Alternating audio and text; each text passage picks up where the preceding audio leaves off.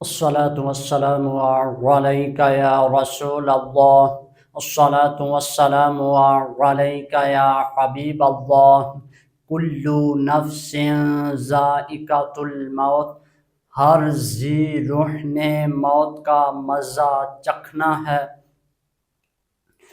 امام الانبیاء خاتم المرسلین صلی اللہ علیہ وآلہ وسلم نے ارشاد فرمایا، ہر انسان کو قیامت کے دن اسی حالت میں اٹھایا جائے گا جس حالت میں اس کو موت آئی تھی۔ امام الانبیاء خاتم المرسلین صلی اللہ علیہ وآلہ وسلم نے ارشاد فرمایا، لذتوں کو ختم کرنے والی موت کو کثرت سے یاد کرو۔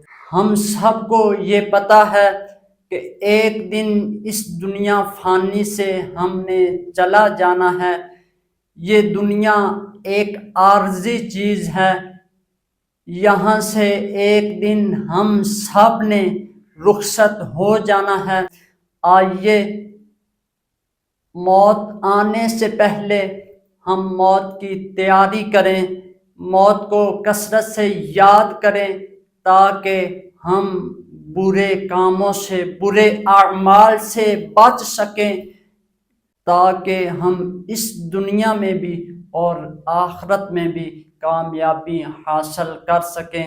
در حقیقت کامیاب شخص وہی ہے جو حضور کے دین پر عمل کرتا ہے۔